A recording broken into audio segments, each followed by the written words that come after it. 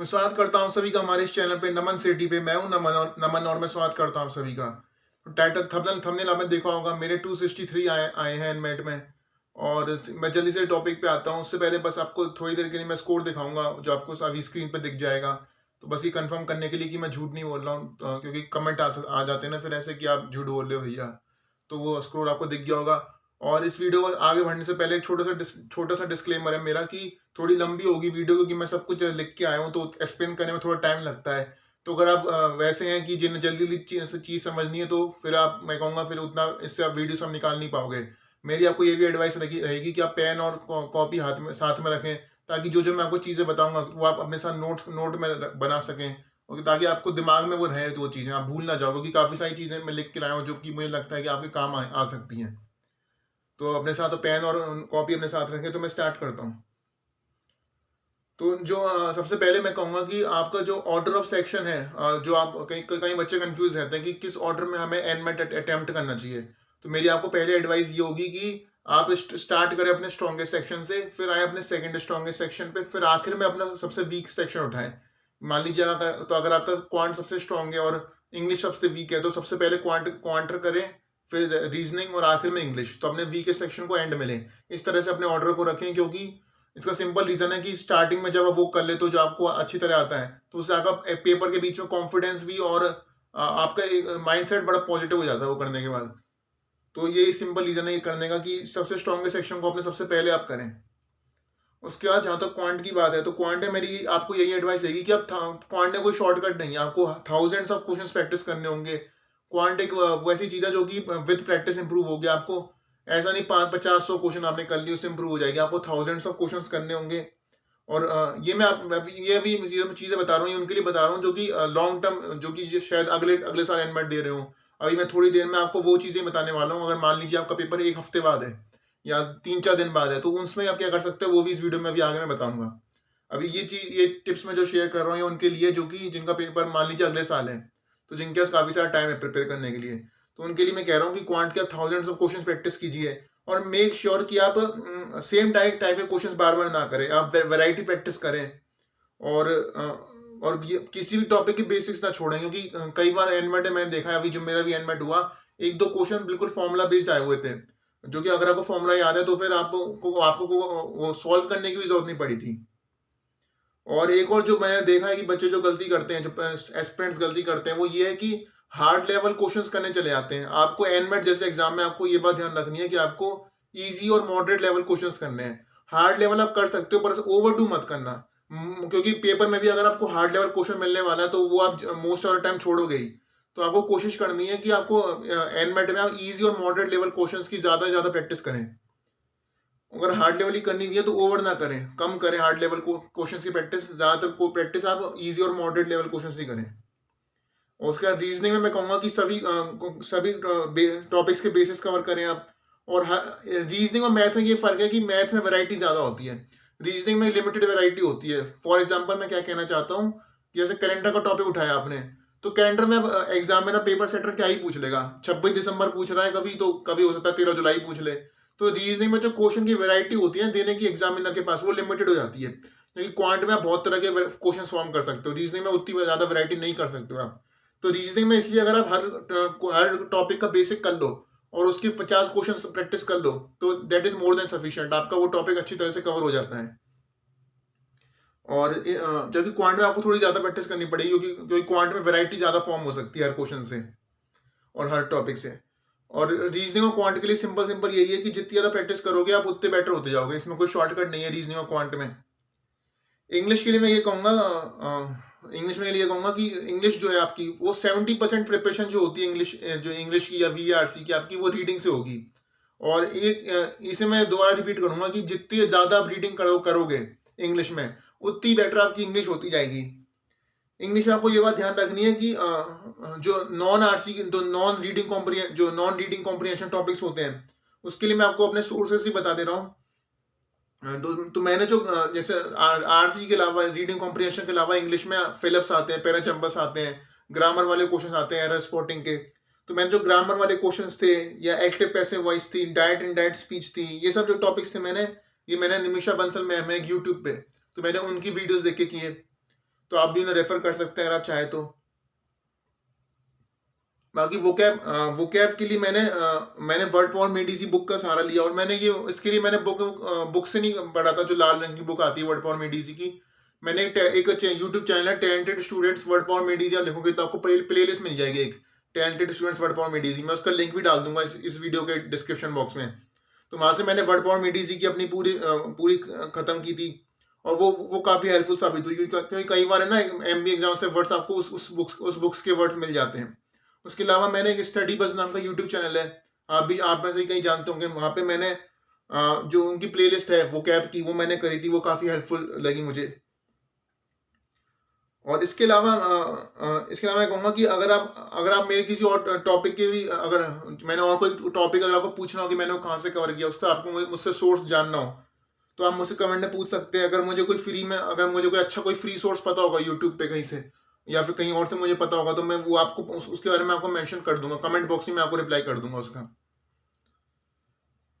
इसके अलावा अब मैं वो बात करता हूँ कि अगर आपका एग्जाम आने वाले कुछ दिनों में है, अगर आपका एग्जाम आने वाला है अभी एक हफ्ते में, या 4-5 दिन में, या 15 दिन बाद है, तो फिर उसके लिए भी काफी सारे टिप्स लिख के आए, और ये काफी अब ध्यान से सुनिएगा, और होपफुली आपने पेन और पेपर अपने साथ रखा होगा।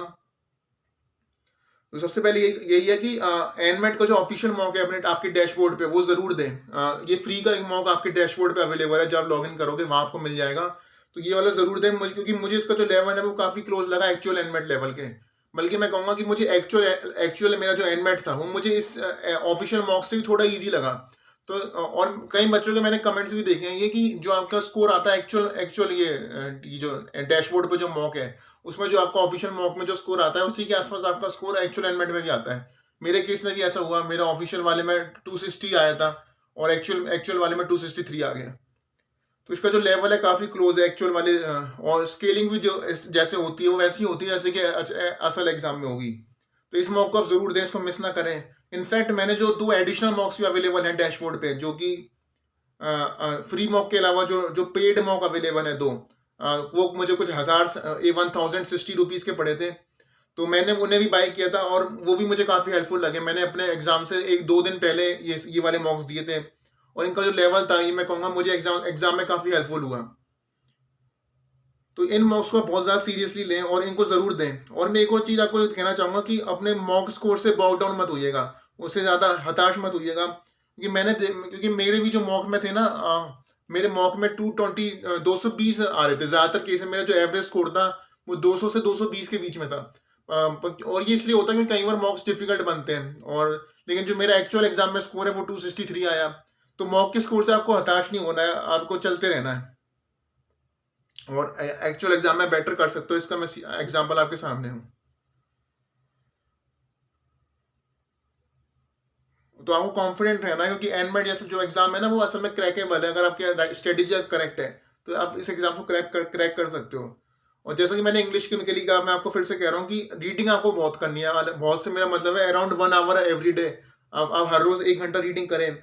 इसका एक काफी सिंपल रीजन है, क्योंकि जो एनमेट है वो एक स्पीड बेस्ड एग्जाम है। तो जितनी जल्दी आप जो चीजें आपकी स्क्रीन पे लिखी हुई है उन्हें कॉम्प्रिहेंड कर पाओगे, उन्हें समझ पाओगे, उतनी जल्दी आप आगे बढ़ पाओगे, उतनी जल्दी आप क्वेश्चंस के थ्रू जा पाओगे, उतनी जल्दी आप समझ पाओगे क्या क्या लिखा हुआ है आपकी स्क्रीन पे। तो रोज 1 घंटा जरूर दीजिए रीडिंग पे, चाहे आपका 1 हफ्ते बाद ही क्यों ना हो एग्जाम, चाहे 4 दिन बाद ही क्यों ना हो एग्जाम, रीडिंग जरूर करें। और रीडिंग से आपको इंग्लिश में नहीं रीजनिंग में बहुत फायदा होगा, क्योंकि आप जल्दी समझ पाओगे क्या लिखा हुआ है, कॉम्प्रिहेंड जल्दी कर पाओगे क्वेश्चंस को। और इसके अलावा रीजनिंग के लिए, एलआर के लिए, लॉजिकल रीजनिंग के लिए मैं कहूंगा कि काफी सारे क्रिटिकल रीजनिंग के क्वेश्चंस आप प्रैक्टिस करें, जो स्ट्रेंथनिंग द आर्गुमेंट होते हैं, weakening the argument, conclusion, assumption, argument, strong argument कौन सा है, ये सब जो बताना होता है। ये क्रिटिकल रीजनिंग जो है आपको पता होगा, जो 36 क्वेश्चन होते हैं एलआर के, लॉजिकल रीजनिंग के, उसमें से 15-20 सवाल तो आते ही हैं ये एलआर के सेक्शन में। तो अगर आप जिसकी क्रिटिकल रीजनिंग स्ट्रॉन्ग है वो एलआर में काफी अच्छा कर सकता है। तो क्रिटिकल रीजनिंग को मैं कहूंगा आप बहुत ज्यादा मतलब इस पर एफर्ट डालिए। अगर जिसकी क्रिटिकल रीजनिंग स्ट्रॉन्ग है वो एलआर में अच्छा करने के उसके चांस बहुत ज्यादा है। उसके अलावा मैं कहूंगा कि किसी भी क्वेश्चन पे स्टक मत हो जाइएगा। अगर आपको लग रहा है कि कोई क्वेश्चन डिफिकल्ट आया है और 3 मिनट से ज्यादा लेगा, तो कोई भी ऑप्शन उसे मार्क करें। मैं तो वैसे सी मार्क कर देता था, तो आप फिर कोई भी ऑप्शन मार्क करें और फिर आगे बढ़ जाएं, उस पर अटके ना रहें। और एक और चीज़ मैं जो आपको बताना चाहूँगा कि आपको किसी भी हालत में सभी 36 क्वेश्चन मार्क करने हैं। कोई भी क्वेश्चन छोड़ के मत आइएगा, चाहे आप सही मार्क करें, चाहे गलत मार्क करें। ऑफ कोर्स जितने ज़्यादा आप करेक्ट मार्क करोगे उतना अच्छा है। पर अगर आप शॉर्टेज ऑफ टाइम है, फिर आपको लग रहा है आप सारे अटेम्प्ट नहीं कर पाओगे, सॉल्व नहीं कर पाओगे, तो फिर मार्क करके ज़रूर आएँ। क्योंकि मैंने ऐसा देखा है स्टूडेंट्स के साथ होते हुए कि जिसने पूरे 36 पे कोई मार्क न पूरे 36 के 36 पे जिसने कोई मार्क नहीं लगाया या कोई अटेम्प्ट नहीं किया, तो फिर उनको पेनल्टी लगेगी कि एडेप्टिव टेस्ट में अगर आप कोई क्वेश्चन छोड़ के आ रहे हो, तो उसकी आपको पेनल्टी भरनी पड़ सकती है, तो उसके आपके मार्क्स कट हो सकते हैं। हालाँकि ये कहीं ऑफिशियली कहीं लिखा नहीं हुआ, लेकिन ऐसा कई स्टूडेंट्स के साथ हो चुका है। तो कोई भी 36 क्वेश्चन आप अनअटेम्प्ट करके मत आइएगा। मेक श्योर आप अपने टाइम लिमिट चाहे अगर आपको आखिर में गैस वर्क करना पड़े, आप अटेम्प्ट सारे करें और कोई ना कोई ऑप्शन ज़रूर मार्क करके आएँ। और जितने आप सही मार्क करेंगे ऑब्वियसली उतने बेटर स्कोर भी आएगा आपका। ये तो एक फैक्ट है ही।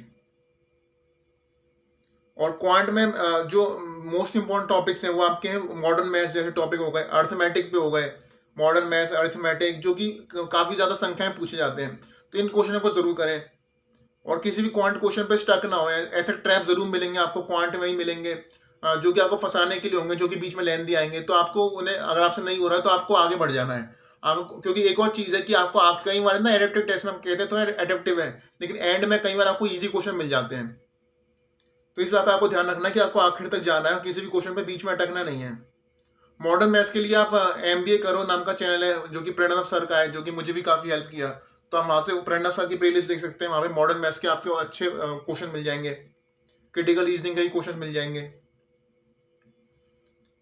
इंग्लिश सेक्शन की जहाँ तक बात है, जो अभी जो मैंने एग्जाम दिया, मेरा एग्जाम था अभी 5 दिसंबर को, तो मैं आपको इन्फॉर्म कर दूं कि जो मेरी विंडो थी उसमें मुझे मिले 2 आरसी और 4 क्वेश्चन के 2 आरसी मिले थे, यानी 8 क्वेश्चन आए थे 8 क्वेश्चन आए थे आरसी के, रीडिंग कॉम्प्रिहेंशन के।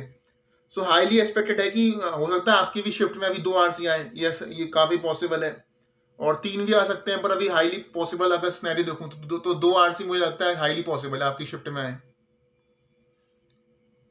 अगर आपकी अगर आपका आरसी और जो आरसी का लेवल होगा ना काफ़ी इजी टू रीड होगा, तो घबराइएगा मत, आरसी काफ़ी समझने में इजी होंगे। और अगर आपकी डिसेंट रीडिंग स्पीड है तो आप पूरा आरसी पढ़ने की कोशिश करें।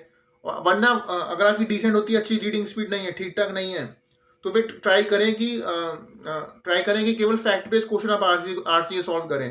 फैक्ट बेस्ड और इन्फ्रेंस बेस्ड वाले क्वेश्चन सॉल्व करने की कोशिश नहीं करें, क्योंकि फैक्ट बेस्ड क्वेश्चन वो है जिसके लिए आपको पूरा क्वेश्चन पढ़ने की जरूरत नहीं है। फॉर एग्जाम्पल कोई क्वेश्चन में कोई लाइन लिखी है कि 1960 में क्या ये चीज़ क्यों हुई थी, तो फिर पैसेज में आप फट से ढूंढी 1960 का लिखा हुआ है और देखिए उसके आसपास क्या लिखा है वो पढ़े। तो एज फैक्ट बेस्ड क्वेश्चन करने की कोशिश करें अगर आपकी रीडिंग स्पीड उतनी डिसेंट नहीं है। और अगर डिसेंट है तो मैं तो यही एडवाइस करूंगा कि क्योंकि जो मेरे विंडो में जो आरसी आए थे वो काफ़ी छोटे आए थे, मुझे लगता है 200 वर्ड्स के होंगे अराउंड, तो काफ़ी जल्दी रीड हो रहे थे और विद इन 8-9 मिनट्स मैंने दोनों रीड कर लिए थे। तो अगर आपकी ठीक ठाक रीडिंग स्पीड है ना, तो मैं ये एडवाइस दूंगा कि आप पूरा पूरा आरसी पढ़ें। पर आपको लगता है कि रीडिंग स्पीड उतनी अच्छी नहीं है, तो केवल फैक्ट बेस्ड क्वेश्चन करने की कोशिश करें, जिसके लिए आपको पूरा आरसी पढ़ने की जरूरत नहीं है, वो वाले क्वेश्चन करें आरसी के। और इंग्लिश सेशन में आपको बताना चाहूंगा कि केवल आरसी टाइम टेकिंग है, तो अगर बाकी के जो क्वेश्चन है आरसी के अलावा वो काफी स्ट्रेट फॉरवर्ड क्वेश्चन है, जैसे कि फिलअप्स हो गए, पैरा जंबल्स हो गए, एरर स्पॉटिंग हो गए, ये सब मतलब काफी जल्दी हो सकते हैं। तो आपको तो अगर जिसकी रीडिंग स्पीड अच्छी होगी ना, तो मैं आपसे कह रहा हूँ कि रीडिंग करें 1 घंटा। जिसकी रीडिंग स्पीड होगी ना, वो नॉन आरसी क्वेश्चन को बहुत जल्दी इनके थ्रू निकल जाएगा इन्हें सॉल्व करके, और ये वाले क्वेश्चन आपको बहुत सारे मार्क्स दे सकते हैं। तो मेक श्योर कि आप दोनों आरसी जो आपके आ रहे हैं ना उनमें 9 मिनट से ज्यादा ना दें। और आप जब 9 मिनट से ज्यादा नहीं देंगे ना, तो आपको अपने आप के लिए 20 मिनट के अराउंड छोड़ेंगे बचे हुए क्वेश्चंस करने। बचे हुए कितने बच जाएंगे? बचे हुए 28 क्वेश्चंस करने के लिए आपके पास कुछ 20 मिनट बचेंगे, जो कि मोर देन सफिशिएंट है। और नॉन आरसी क्वेश्चंस का लेवल काफी इजी था, तो मेक श्योर कि आप 9 मिनट से ज्यादा नहीं दें आरसी पे, ताकि जो नॉन आरसी क्वेश्चन है ना, रीडिंग कॉम्प्रिहेंशन के अलावा जो क्वेश्चन आए हुए हैं, fill up, para jumble, error spotting, grammar वाले, वो आप जल्द से जल्द कर सकें। और एक और चीज होगा कि इनपुट आउटपुट का सेट जरूर आता है। ये इनपुट आउटपुट हो गया ना, ये क्रिटिकल रीजनिंग इनपुट आउटपुट, ये मतलब लिखित में लिखवा सकते हो किसी से भी कि ये तो आना ही है एनमेट में। तो इनपुट आउटपुट का अच्छी तरह प्रैक्टिस करें, पजल्स का प्रैक्टिस करें, क्योंकि जितने ज्यादा पजल्स करके जाओगे, ठीक ठाक पजल्स करके जाओगे, अगर 50 पजल्स करके जा रहे हो तो फिर आपकी स्पीड अभी अच्छी बनेगी। डेटा इंटरप्रिटेशन की प्रैक्टिस करें, क्योंकि डीआई का सेट आता, डीआई के मेरी वाली विंडो में डीआई के 2 सेट आए हुए हैं, तो डीआई के लिए आपको क्या करना है वो मैं अभी बता रहा हूँ। पैराजंबल प्रैक्टिस कर लें, 4 से 5 आपको पैराजंबल मिलेंगे, काफी इजी मिलेंगे। पैराजंबल में आप ओपनिंग ढूंढने की कोशिश क्या करें, ऑप्शन का यूज करें, और लेवल भी काफी इजी होता है, तो आप घबराने की जरूरत है नहीं। पैराजंबल में रीडिंग अच्छी करोगे ना तो पैराजंबल भी कर लोगे, अगर आप एक रेगुलर रीडर हो। उसके अलावा मैंने आपको ये बता दिया कि इनपुट आउटपुट का एक सेट आएगा 4 क्वेश्चन का, वो आ सकता है, तो इनपुट आउटपुट अच्छी तरह करें। और बाकी इसके अलावा रीजनिंग में और डीआई पे अराउंड 6 क्वेश्चन आपको मिलेंगे, 6 to 8, या तो एक सेट मिलेगा 4 क्वेश्चन का, या दो सेट मिल जाए, 8 क्वेश्चन हो जाए। तो डीआई के लिए आप मेक श्योर कि आपके जो स्क्वायर्स होते हैं, क्यूब्स होते हैं, 20-25 तक स्क्वायर्स, 20 तक क्यूब्स, फ्रैक्शन का परसेंटेज में जो बदलना होता है, जैसे कि 1/7 14.28% होता है, ये सब जो चीजें होती हैं फ्रैक्शन को परसेंटेज में करना, टेबल्स 20 तक टेबल्स करके रखें, ये सब जो चीजें होती है ना, जो कि आपकी स्पीड में आपकी कैलकुलेशन आसान बनाती हैं, ये सब आपकी टिप्स पे होनी चाहिए। तो जिसकी ये चीजें टिप्स पर है ना, स्क्वायर्स, क्यूब्स, ये सब चीजें जो मैंने बोली अभी, उसका डीआई भी काफी अच्छा, काफी तेजी से आप डीआई कर सकते हो। तो मेक श्योर कि ये सब चीजें आपके टिप्स पर है और आपको ज्यादा सोचना ना पड़े, फट से आपको जैसे सोचा आपके दिमाग में आ जाए कि हाँ इसका ये है, इसका स्क्वायर ये होता है, इसका क्यूब ये होता है, इसको 1/8 को 12.5% बोलते हैं। तो ये सब चीज आपकी टिप्स पे होनी चाहिए, तभी आप डीआई को तेजी से कर पाओगे बिना ज्यादा टाइम लिए। और मैं एक और चीज कहूंगा कि और मैंने आपको ये बता दिया, पैराजंपर का जो लेवल है वो इजी रहेगा, तो उसके लिए आपको घबराने की जरूरत है नहीं। और सेक्शनल ज्यादा से ज्यादा दें, मॉक्स तो ठीक है दे रहे हैं, लेकिन मॉक्स से ज्यादा मैं कहूंगा सेक्शनल ज्यादा दें, क्योंकि जितने ज्यादा सेक्शनल्स देंगे उतनी ज्यादा आपको पता चल पाएगा कि आपको किस सेक्शन को कैसे अप्रोच करना है।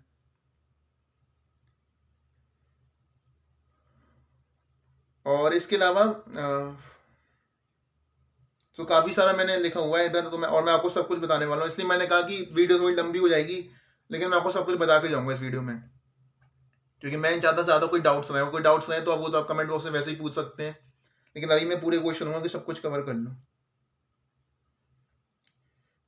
इसके अलावा ये एक और ये चीज है कि ये मैंने आपको बता दिया कि आपको 36 के 36 मार्क करने की कोशिश करनी है, क्योंकि पेनल्टी लग सकती है एडेप्टिव टेस्ट में अगर आप कोई भी क्वेश्चन अनअटेम्प्टेड छोड़ के आओगे। और किसी भी टाइम पे ओवर टाइम आपको स्पेंड नहीं करना है, क्योंकि ऐसा हो सकता, क्योंकि एडेप्टिव टेस्ट मैंने एक चीज देखी है कि आप किसी बीच में कोई क्वेश्चन आपको एक ऐसे मिलते हैं, कुछ ऐसे क्वेश्चन मिलेंगे जो कि डिफिकल्ट हो सकते हैं, लेकिन आपको अगर आप जल्दी आगे बढ़ जाओगे ना उनसे, तो आपको एंड में इजी क्वेश्चन मिल सकते हैं। हम कहते तो हैं कि ये एडेप्टिव टेस्ट है, लेकिन कई बच्चों के केस में मैं ये देख चुका हूँ कि एंड में ना, एंड के जो 5 to 10 क्वेश्चन होते हैं उसमें कुछ कई सारे इजी क्वेश्चन छुपे होते हैं, तो वहां तक आपको पहुंचना है और उन्हें जरूर सॉल्व करना है। और अगर आपको डिफिकल्ट क्वेश्चन मिल रहे हैं ना एनमेट में, तो उतना बुरा साइन है नहीं, क्योंकि डिफिकल्ट क्वेश्चन, क्योंकि आपको पता है एडेप्टिव टेस्ट है एनमेट, तो अगर डिफिकल्ट मिल रहा है इसका मतलब पीछे वाले आप सही करते हुए आ रहे हो, इसलिए आपको डिफिकल्ट मिल रहा है। तो एनमेट में अगर आपको डिफिकल्ट क्वेश्चन मिले ना, तो समझ जाना कि एक अच्छा साइन है, यानी कि आप पीछे के क्वेश्चन सही करके आ रहे हो। और जो क्वेश्चन आप छोड़ोगे ना, जो मैं आपसे कह रहा हूँ कि अगर आप मुश्किल कोई क्वेश्चन आए तो आपको छोड़ देना है, उसमें आप कोशिश कीजिए कि स्मार्ट केस लगाइए, अप्रोक्सीमेशन यूज करिए।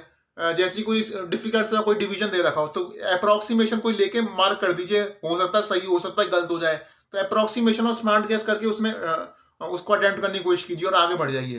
और अगर वो अप्रोक्सीमेशन नहीं हो पा रहा है तो भी आगे बढ़ जाइए, ज्यादा टाइम ओवर टाइम स्पेंड मत कीजिए, क्योंकि आखिर में हो सकता है इजी क्वेश्चन बचे हुए हो और वो आपको मिस नहीं करने हैं।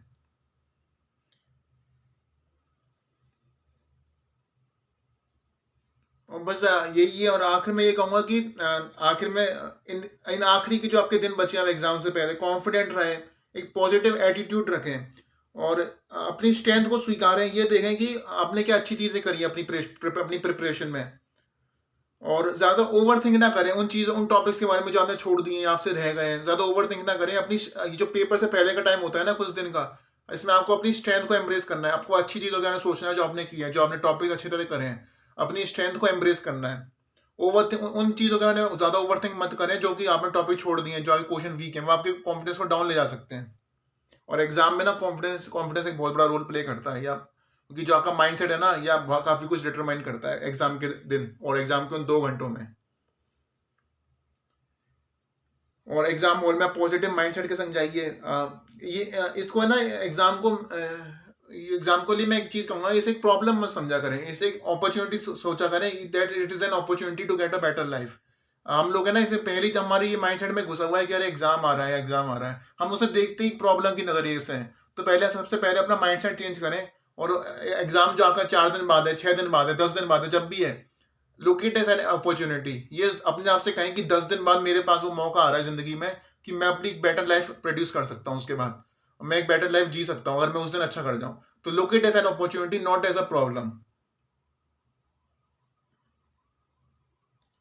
और बस बेसिक वो चीजें लिख रखी है मैंने, जो आपको बताना चाहता हूँ कि कम से कम 10 घंटा तो आपको रोज पढ़ना ही है, क्योंकि एग्जाम काफी करीब है। अगर आप वर्किंग है तो कोशिश करें कि आप इन दिनों पे थोड़ा ऑफ ले सकें, और अगर आप वर्किंग नहीं है फिर तो इजी हो जाएगा। फिर आप मिनिमम मिनिमम 10 आवर्स करने की कोशिश करें। वर्किंग है तो तब भी मिनिमम 6 आवर्स करने की कोशिश करें इन आखिरी के कुछ दिन बचे हैं एंडमेट से पहले। और अपना 100% दें, और क्योंकि बस वही है हमारे हाथ में, हम अपना 100% दे सकते हैं। बाकी कई बार रिजल्ट आपके फेवर में जाता है, कई बार आपका रिजल्ट फेवर में नहीं जाता। 100% देना हमारे हाथ में है, that is all that is in our hands, हम उतना ही कर सकते हैं। और बस आखिर में फिर से मैं आपको रिपीट करूंगा कि अगर आपको किसी टॉपिक का सोर्स जानना है कि मैंने ये XYZ टॉपिक कहाँ से किया, तो अगर वो आप मुझसे कमेंट में बहुत पूछ सकते हैं, मैं आपको कमेंट बॉक्स में रिप्लाई कर दूंगा। उसके लिए अगर कोई मुझे फ्री सोर्स पता होगा तो वो मैं आपको इन्फॉर्म कर दूंगा कमेंट बॉक्स में रिप्लाई करके। और बाकी बस आखिर में यही कहूंगा कि अपना एनमेट स्कोर आप बताएं कि आपका इस वीडियो से अगर आपको कोई भी हेल्प मिली हो, और कोई भी आपको अगर आपका स्कोर आपको इंप्रूवमेंट दिखे इस जो ही मैंने आपको चीजें बोली हैं इस वीडियो में उसके बाद, तो वो मुझे जरूर बताएं। काफी मतलब खुशी होती है ना कि अगर आपने एफर्ट डाला, कोई वीडियो बनाई, क्योंकि एफर्ट लगता है वीडियो बनाने में, स्क्रिप्ट लिखनी पड़ती है, सोचना पड़ता है क्या क्या बताना है, क्या क्या हेल्पफुल हो सकता है एस्पिरेंट्स के लिए, फिर उसे एडिट करके डालना है, तो काफी एफर्ट लगता है। तो अगर कोई वीडियो पसंद आई हो, और और अगर ऐसा आपको अगर आपको लगे कि आपका स्कोर में इंप्रूवमेंट आ रहा है इस वीडियो को देखने के बाद, जो मैंने आपको चीजें बताई वो करने के बाद, तो वो मुझे जरूर इन्फॉर्म करें। बाकी आपको मतलब ऐसा लगता है ना कि मेहनत वर्थ वाइल थी, मतलब it was all worth it, कि आपने एफर्ट डाला, वीडियो बनाई, एडिट करी, थंबनेल वगैरह लगाई, ये सब, क्योंकि काफी एफर्ट लगता है हर एक वीडियो डालने में। तो मुझे जरूर इन्फॉर्म करें। आपको जो एनमेट का स्कोर आए ना, वही मुझे बताएं, चाहे जैसा भी हो, अच्छा हो तो जरूर बताएं। और अगर अगर उतना अच्छा नहीं भी है तो भी बताएं, क्योंकि मैं आपको फिर बता सकता हूँ कि कहाँ पे इंप्रूवमेंट कर सकते हो अगले अटेम्प्ट से पहले, और कहाँ पे आप बेटर कर सकते हो अपने स्कोर को। तो बस यही है इस वीडियो में। वो फुल आपको एफर्ट पसंद आया होगा, और अगर वीडियो पसंद आई तो प्लीज लाइक कर दें, चैनल सब्सक्राइब कर दें। और एक टेलीग्राम ग्रुप भी है मेरा, उसका लिंक आपको डिस्क्रिप्शन बॉक्स में मिल जाएगा, कमेंट बॉक्स में और डिस्क्रिप्शन बॉक्स में, तो आप वहां से उसे ज्वाइन कर सकते हैं। और जो मैंने आपके टैलेंटेड स्टूडेंट्स ने आपको यूट्यूब चैनल बताया था वो कैब वाला, जो जिससे मैंने वर्ड फॉर मेडी जी की थी, उसका भी लिंक मैं आपको डिस्क्रिप्शन बॉक्स में दे दूंगा। और बाकी मैंने आपको स्टडी बस यूट्यूब चैनल बताया था जैसे मैंने वोकैब की थी, वो आप ढूंढ सकते हैं खुद ही, स्टडी बस वोकैबलरी लिख के, प्लेलिस्ट लिख के, स्टडी बस वोकैबलरी प्लेलिस्ट, वो आपको वहां से दिख जाएगी। और तो और इसके अलावा टेलीग्राम ग्रुप जो है उसका पर्पस बस यही है कि आपको मेरा इंटरेक्शन बढ़ सके। क्योंकि कई बार यूट्यूब कमेंट्स में आप लिखते हो तो वो कई मैसेज खो सकता है, कई सारे ज्यादा कमेंट अगर होते हैं, तो वहाँ टेलीग्राम ग्रुप पे ज्वाइन करके आप वहाँ से सीधे सवाल पूछ सकते हो, जल्द से जल्द मैं रिप्लाई भी दे देता हूँ। तो अगर आप चाहें तो उसे ज्वाइन कर सकते हैं। बाकी अगर वीडियो पसंद आई, एफर्ट पसंद आए तो प्लीज लाइक कर दें, वीडियो को यहाँ तक देख लिया, और अगर टिप्स पसंद आए हो तो चैनल सब्सक्राइब कर दें। बाकी बहुत बहुत शुक्रिया इस वीडियो को, क्योंकि 23 मिनट की हो गई है मैं देख रहा हूँ, और अगर यहाँ तक आपने देखा है तो मतलब आप एक सीरियस एस्पिरेंट हो, और आप सच में चाहते हो कि आप बहुत अच्छा करो एनमेट में, and that's a very good sign. तो बहुत बहुत शुक्रिया ने इस वीडियो को यहाँ तक देखा। बाकी अगर आपको कुछ अभी भी अगर आपको लगता है ना कि एनमेट में भैया ये मैं कैसे करूँ, वो चीज़ कैसे करूँ, तो मुझे इन्फॉर्म कर दीजिएगा। अगर मुझे लगेगा कि ये टॉपिक पे वीडियो बनाया जा सकता है, और इस टॉपिक की मतलब एक काफी यूजफुल टॉपिक भी है, तो वैसा मुझे लगा तो मैं उस पर वीडियो बना दूंगा। तो इसलिए कह रहा हूँ कि टेलीग्राम कुछ ग्रुप ज्वाइन करोगे ना, या यूट्यूब कमेंट में भी लिख दोगे, तो मैं अगर आपको कुछ लगता है कि इस पर भैया वीडियो बना दो, एनमेट में माइक काम आ जाएगा, या किसी और एग्जाम के लिए, तो वो ऐसा IFT आ रहा है, स्नैप आ रहा है, तो उसके लिए भी आप बता सकते हो। क्योंकि लास्ट ईयर मैंने IFT स्नैप में भी ठीक ठाक परफॉर्मेंस किया हुआ है। IFT मेरे 94 थे, स्नैप में 95 था, और मैं इस ईयर ट्राई कर रहा हूँ बेटर करने की अपने परफॉर्मेंस को, तो उस पर आप मुझे बता सकते हो। बाकी बहुत बहुत शुक्रिया इस वीडियो को यहाँ तक देखा। थैंक यू, मिलते हैं बहुत जल्द, और कोई भी क्वेरी हो तो feel free to ask in comment. मिलते हैं बहुत जल्द, थैंक यू।